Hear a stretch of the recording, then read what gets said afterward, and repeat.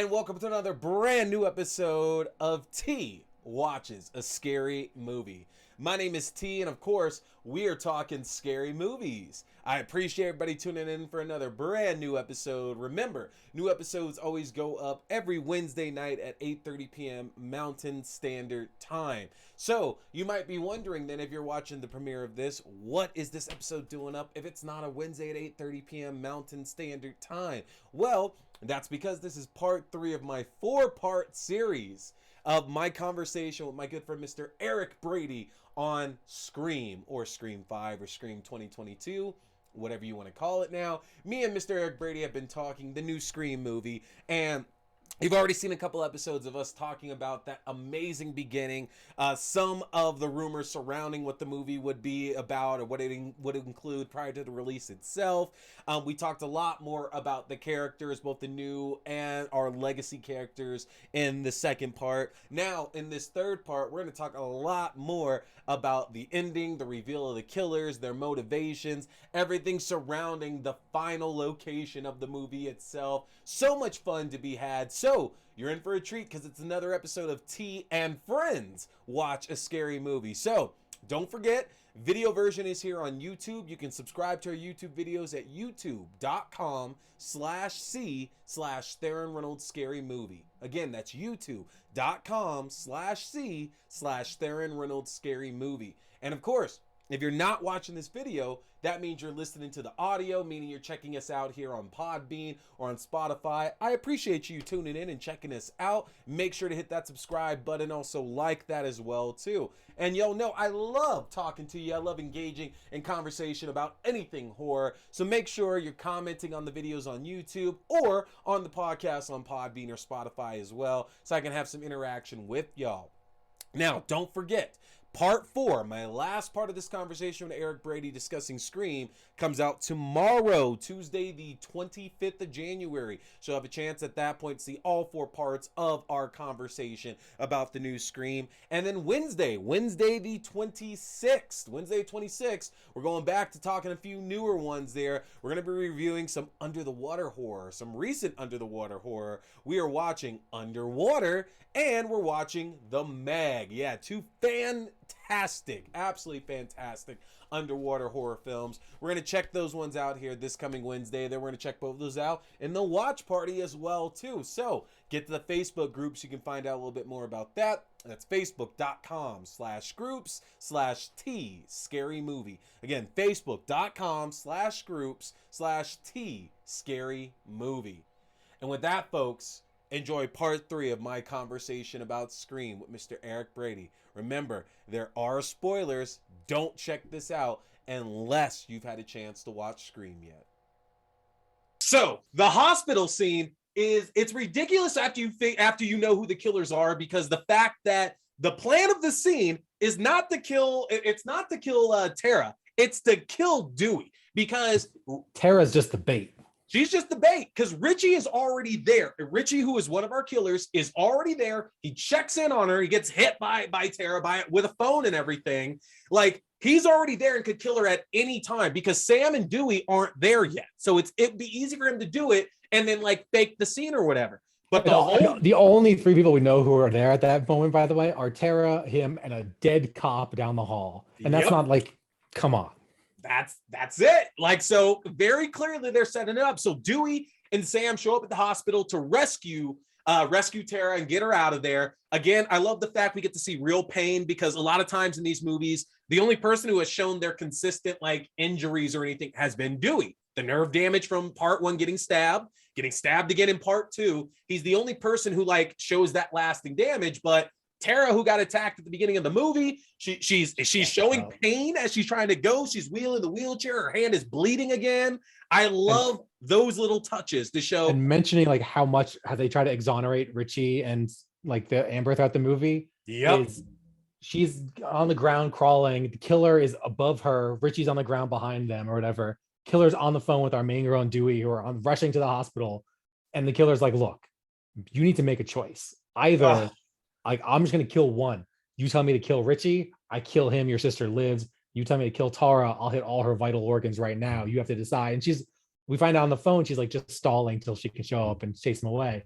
But the fact that we as the audience, the killer's like, you want me to kill Richie? I'll go kill Richie. It's like, come on. And that's what we want. There's like, we just want Tara to say, look, or we want Sam to say, look, go kill Richie. Like, keep Tara alive. I'm not sure about Richie. And also that one's my sister. Easy choice. And here's the Jack Quaid's fantastic. Richie is fantastic in this movie, but I think it should be a clear choice that like, kill Richie right now. Do not harm my sister. My 6-month boyfriend when I'm 18 years old versus my sister shouldn't be a decision. And the reveal of I was just stalling is fantastic because I kept expecting to wait to see the scene of, okay, Dewey and Sam get to the hospital. They're racing up there, call the security and everything. And no, literally stalling for time. Blah, blah, blah. Pops up, gunshot. And you're like, oh, they were already in the hospital, just getting their way up there. And what a badass Dewey gets to look like in this scene, man. Like, Dewey looks stone cold badass throughout this scene, man. Like, good Lord. And like, honestly, like, I sometimes forget how long the runtime of movies have to be because I was like, I'm okay. If that's the end of the movie and Dewey gets this heroic moment after only like 40 minutes, all right, I'm in for that. Then, you know? This is also a great scene, like on a second watch, once you're 100, at this point, you have your feelings of who the killers are, but when you go in knowing for like 100% it was Richie and Amber, that Dewey's fighting the killer, shoots the killer in the chest like 3 times, and they all start walking away. And Richie multiple times like looks back like, oh fuck. Like, is she okay? Yeah. Like what?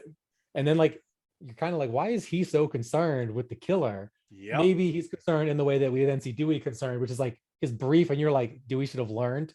He does learn. He just should have learned 10 seconds earlier. They all walk to the elevator, they get in, and then he stops the door. He's like, you got to put one in their head or they always come back. And then he lets the rest of them go down the elevator when he walks back. And you're like, after you shot the person 3 times and you're standing there with the gun, that's when you shoot him in the head. You don't leave and come back. And again, it's a great callback to 3 because like, you know, Sydney stabs Roman's dead, Roman pops back up, you can't fucking kill me, pop, pop, pop, pop, pop, Dewey, your head. And that's the end of 3. And like once they leave and Dewey's like, that last shot, you as an audience now know like, that's it. This is the Dewey, because they have the most like the heroic Dewey shot that like he's finally getting, where it's just him in the gun out. He drops all the bullets out of his old revolver and loads the new one. He's walking on the glass, and it's just like in the dark hospital. You're like, what a great little moment. And then pulls up the gun, gets a phone call that distracts him, and the killer comes up, gets one in the chest or one in the belly, one over the shoulder in the back, and then like pulls them both up and like squirting blood. And you're like, and then the killer even has the line of like, it was an honor, and before killing him, you're like, oh, which makes sense with the Phantom stuff, that they're like, it generally is an honor for her to be like, I got to just kill Dewey. Yep. And it's one of those like, it's a fun kind of frustration, because as an audience, we love the fact that Dewey started thinking that, all right, I got to shoot him in the head, I got to be safe about this and stuff. But we're also frustrated by it because it's like, Dewey, the one thing you don't do, especially in like movies like these, like Halloween and Friday the 13th and shit like that, because we're not talking the supernatural kind of stuff, but the one thing you don't do with these killers is get close. And at like almost every single one of these movies and every single one of these franchises, there is a scene to where somebody gets close to a killer when they shouldn't, when they're presumably dead, and they unfortunately get murked for it. The most recent, and they don't talk about this specific film, but we talk about the film before it, Halloween Kills, because they beat the shit out of Michael Myers and think, oh, we got him, that's it. Walk away, guys, let's have a beer. And he gets up. Evil died tonight. Yeah, that's it, guys. Cheers. Evil's dead, guys. Fucks up everybody. They deserve that shit too. Cut his head off. Be sure about it. And we know. Even then, I'd keep the head in a box somewhere. Like, and we watch this and we're like, Dewey, stop getting close. You clearly have good aim there from the way you just shot dude 4 times. Shoot him in the head from where you are. I'll pass that you didn't shoot him right away after you put her through the damn case there. But as you're walking up, because at that moment you're trying to make sure everybody's safe. Your first thought was get the kids out of here and then deal with this. Like, I'm okay with that. But then like, the slow walk, like as cool as it was, it's cool. But I want you to be smarter though, because you're supposed to be smart.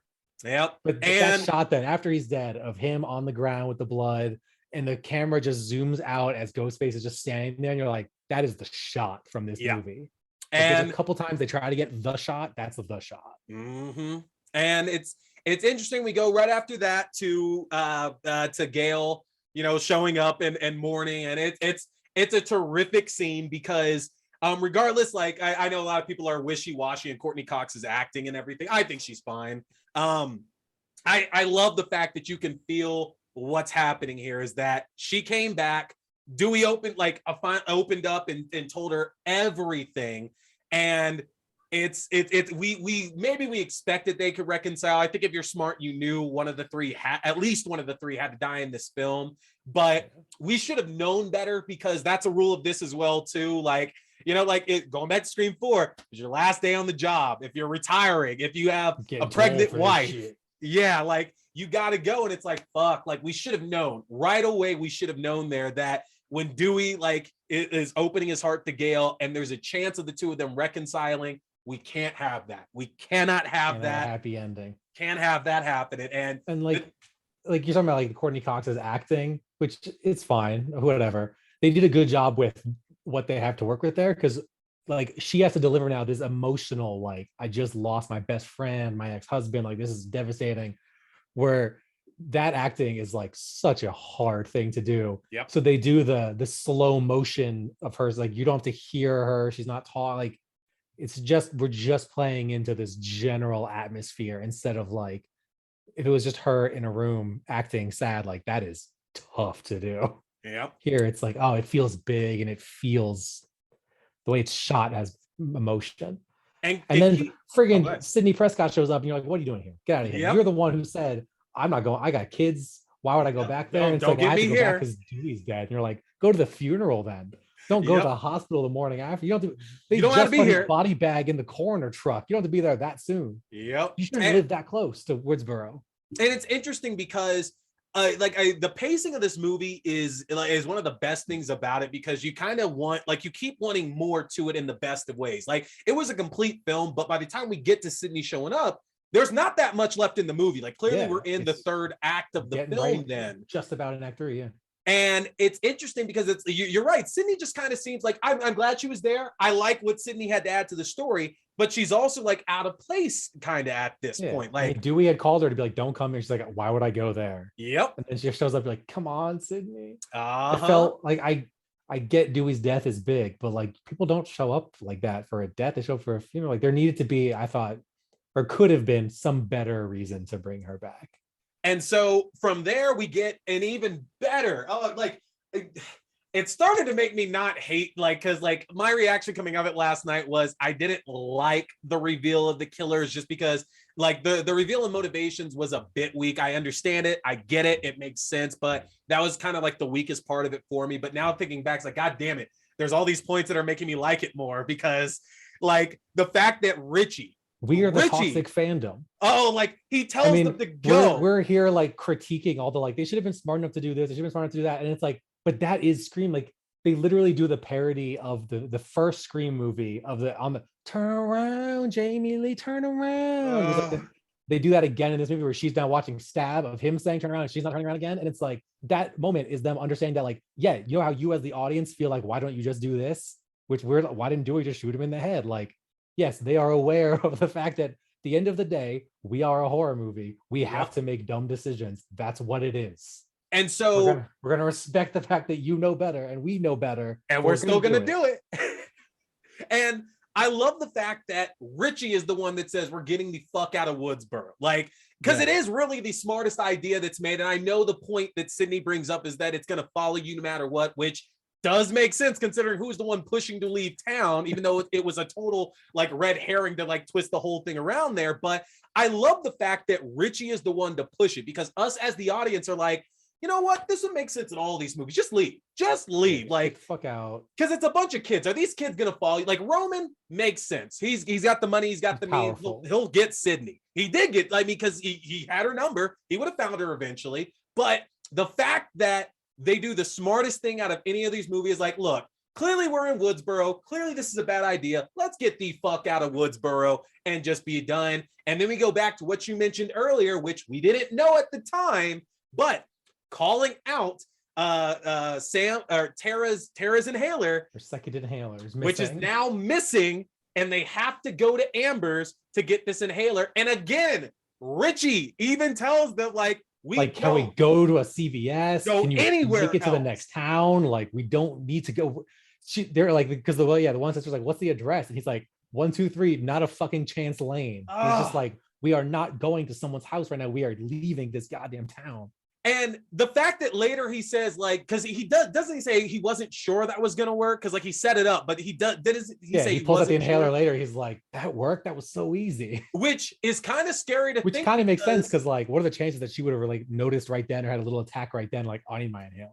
Because is the idea then they keep driving, she has an asthma attack, and while she's having an asthma attack, stab, stab, stab, Tara, you're dead now. Or Sam, you're now dead too. Your sister's dying. Then Tara, you kill later. Who cares? Yeah. So we get to what brings us, again, full circle, because this movie is so good about bringing us full circle. It takes us back to Stu Macher's house. And we're all wondering. I like also that, like, they make a big deal about the house, but not immediately. Yeah. First, we have like a tight coming into the house, and like, we know. Screaming. You see that first staircase going up, and you're like, that's the house. That is 100% the house.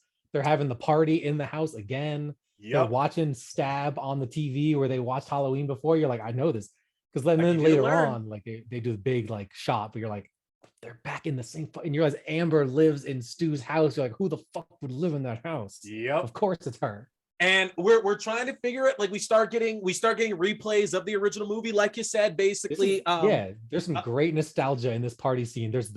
They go to the basement where it's like, we need more beer, and the Amber goes down, and then like the sister of the Randy's kids like surprises her and is like, you never go down here alone. You're the one who said to get more beer, like in the Rose McGowan death room. And it's like, you asked somebody to come with you.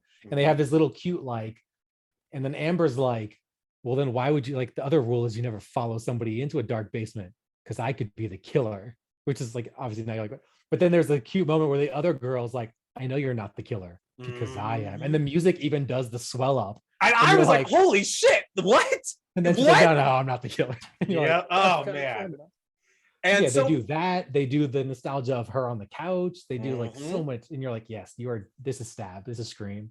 And we get some good payoffs here from the beginning of the movie that like I kind of thought we weren't going back to. So you just got done mentioning Mindy being down there with Amber in the basement. But another one of the good ones from earlier in the film is that the other Meeks-Martin twin, Chad, is asking his girlfriend, like, hey, let's get this tracking software. Let's do this, sharing our location on our phones. And like, which I will say also, by the way, if there was anyone who was going to be a killer, his girlfriend would have been the most disappointing, because it would have been the Billy's mom thing of like, you were in 90 seconds of this movie. Yep. And they even make a joke about like, you're too boring to be the killer. And I'm like, no, you're too irrelevant.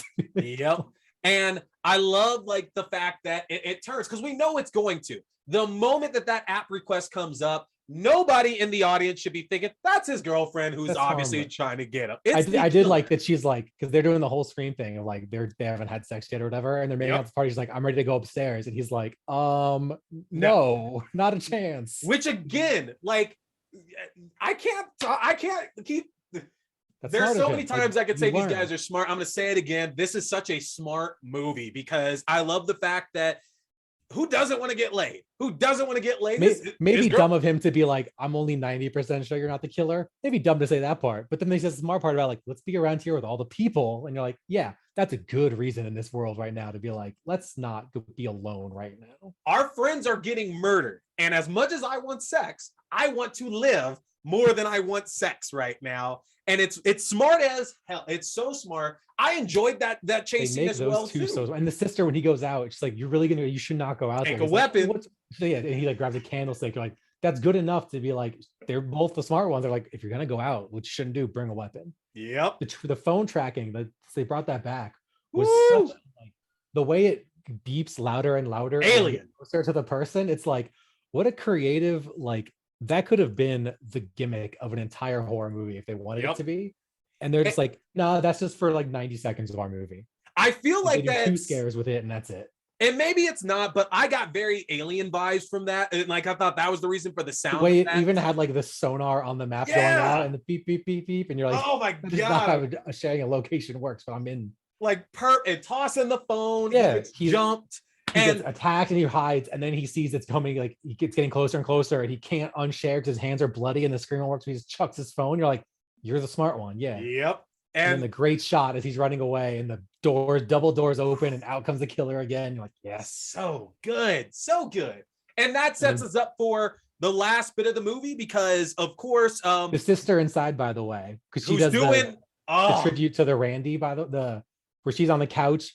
The boyfriend, the killer boyfriend, comes in and is like seeing her on the couch and they're talking. And we're seeing it as it's happening. And he's like, all right, I'll be right back. And then they do a little like, I did the thing from the movie because he's been catching up on the movies even though he's the fan or whatever. And then she makes a joke about like, oh, well, he's dead. And it's like, okay. He went to change. You're Randy's niece. You know these movies super well and you love them.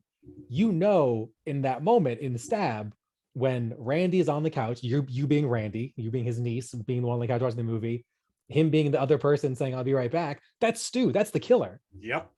He'll be dead. He's the killer. If you're doing this, he basically said the killer's line. He went, I said the killer's line. And you were like, yeah, you're going to die. It's like, no, you're going to die. Mm-hmm. And then he comes back. And I loved her watching that scene of him doing the turn around. And you see the ghost face coming. And she's watching it all eating potato chips high, like, turn around, Randy, no, don't tell her to turn around. You turn around. And the whole time we're seeing him behind her doing the double, and you're like, oh, so good. We got to call one thing out too. For the last 23 years, 24 years or so, the only clip from Stab, we've seen 2 clips from Stab. That is the opening Heather Graham scene, recreating Drew Barrymore's scene. And we've seen the one scene with Tori Spelling and Luke Wilson recreating that high school conversation between Billy and Sydney. We have not seen that, like the post making love scene, whatever. No. What after he gets arrested and then they meet in the school and he's like, "It's not me, I didn't do it," and she's like, "My mom died," and so that was that's a Tori Spelling right there. I didn't do it. My mom died. But what's interesting is that Scream 3 being the biggest one set around Stab didn't have anything else from Stab 1 in it. And then when we get Scream 4, we get scenes from the other Stab movies, but then that gets into the whole meta thing of this being the beginning of that and forget that. But like they spin off the characters. And I thought it was interesting that we actually got to see another scene from Stab 1. We got to see the Randy scene. And I was nerdy enough to go and look up because I want to say, okay, I remember Randy actors. Yeah, because Randy said in Scream 2, he's like, all right, Dewey got David Schwimmer, Sydney got Tori Spelling, Heather Graham was Drew Barrymore and all that, and he got the guy that played Dr. Quinn Medicine Woman's like coach driver in 2 episodes. I was like, I gotta look this shit up. Is this the guy that did that? It's not, because it's because that guy would probably be like in his 40s or 50s right now. But I was like, okay, I get why you can't find whoever this guy is gonna be because whoever it was didn't have a name and whatever. I thought it was cool to see more Stab, and like even if you got any of those old people, if you went back to get like Luke Wilson, whichever one it was supposed to be, it would be the same problem of like, yeah, he was the right age in the 90s. He's not the right age now. If you were to shoot those scenes today, which would be de-aging him to do the fake scene the way you instead of de-aging Skeet, you'd be de-aging the other person to look like young fake Skeet. And you're like, that's too much work and too meta. Which you remember how we mentioned old school earlier when we were trying to think of movies Luke Wilson had been in? Do you know what other old school actor apparently was in Stab 1? Did you notice the name at the beginning of the movie when she's looking it up in her phone? No. Vince Vaughn was in Stab 1. And I hate because I did take a few photos at the theater last night. I'm not going to lie about that. Wow. I want a photo of that IMDb list because Vince Vaughn was the only one.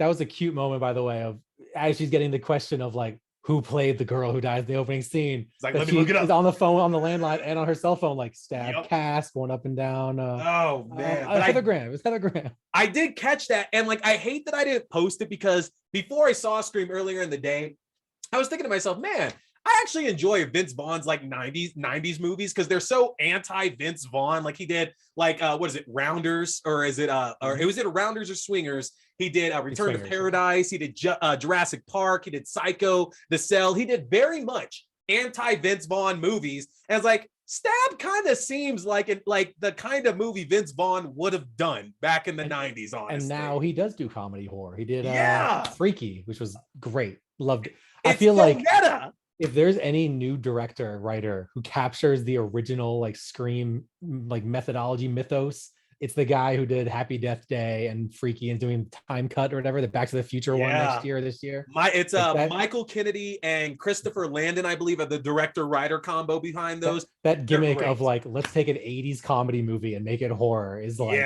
that's a very good meta horror thing. It's so good. And I love those fucking movies too. Like I enjoy Freaky a lot. I enjoy Happy Death Day 2 I actually appreciate Happy Death Day 2 a little bit more than I used to. It's not horror. The first one definitely is, but I do appreciate them. But after Mindy gets stabbed and taken out and stuff, we then get get Sydney and Gayle show up. Sydney again, who we're showing these characters are smarter now, has guns in her trunk because she knows like I'm not walking into this like unarmed and shit. Hooks Gayle up with a gun. Amber comes out. Oh, I guess we should do the reveal. But before that, we have the first killer reveal. Yeah. They're all in the room, and it's like, okay, we know one of you is the killer. What are your alibis? They're going around like, I was the one attacked. I was here.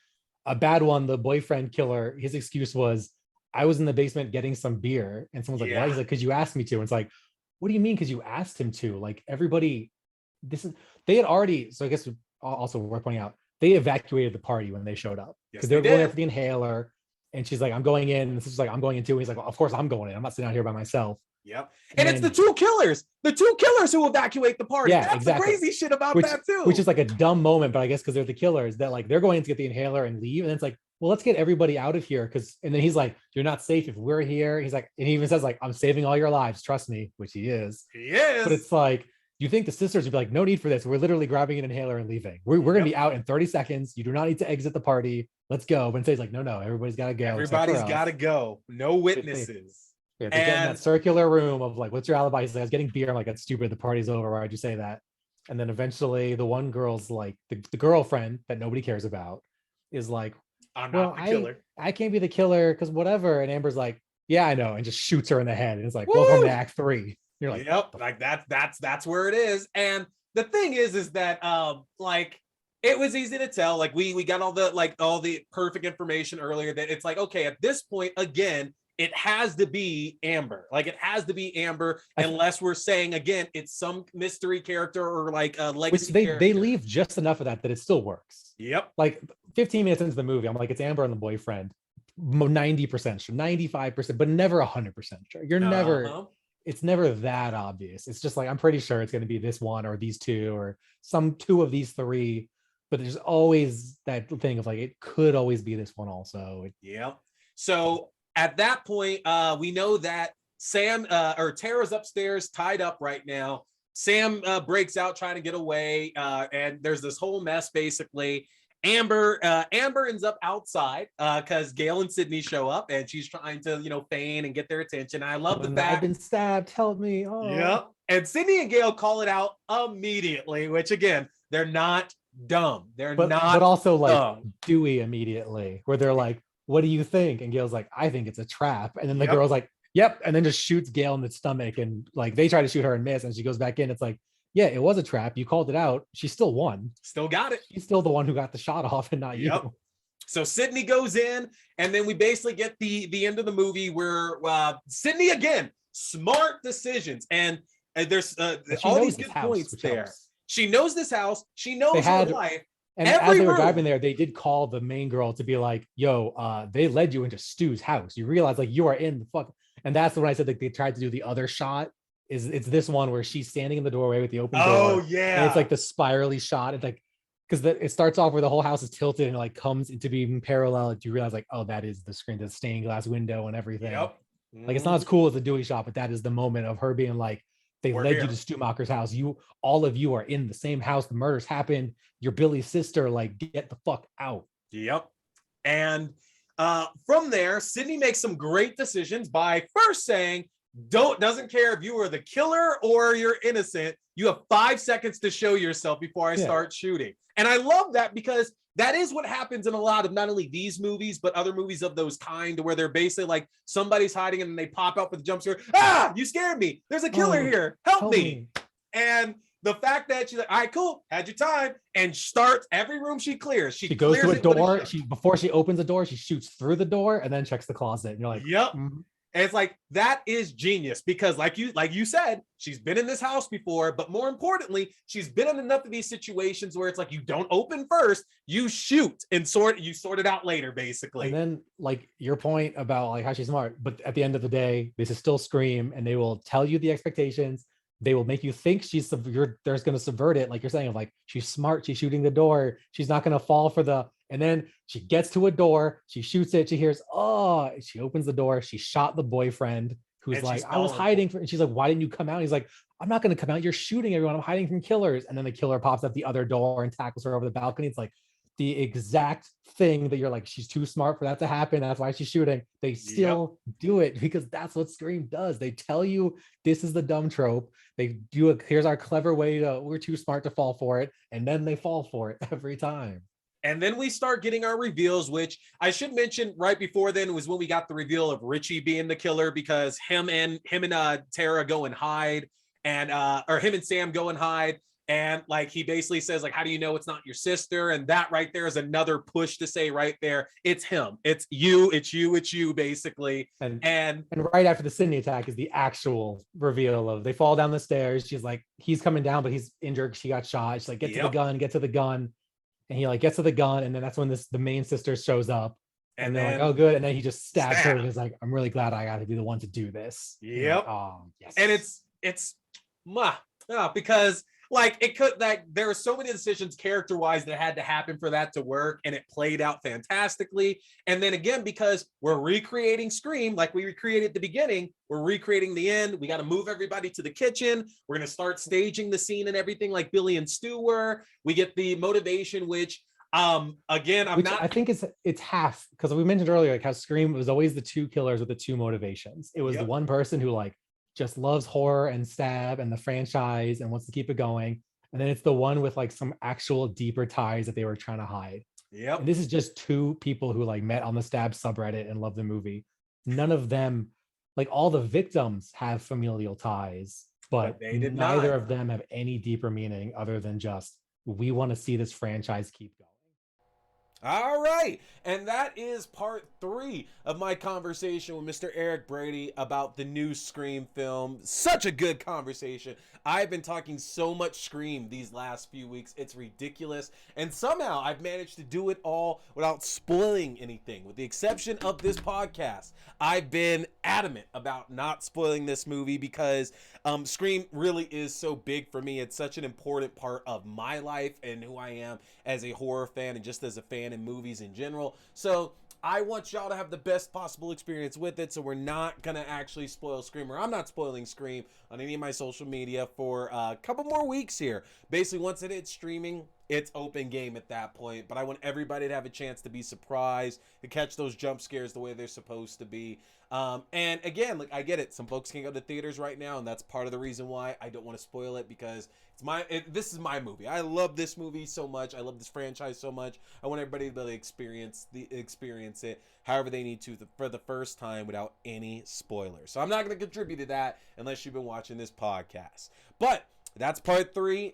Be back here tomorrow. The 4th and final part of my conversation with Eric Brady on Scream will be up. And then, of course, make sure you're back Wednesday, the 26th, where we're going to be talking Underwater and the Meg. And after that, folks, things are going to get interesting, because we have a Texas Chainsaw Massacre movie coming out in less than a month. In less than a month, we have a new Texas Chainsaw Massacre movie coming to Netflix. And, yeah, I'm going to try to do a what's happened so far in the Texas Chainsaw Massacre video for y'all, like I did with Child's Play, and like I recently did with Scream. The problem with this franchise, though, is that there are so many different timelines and continuity.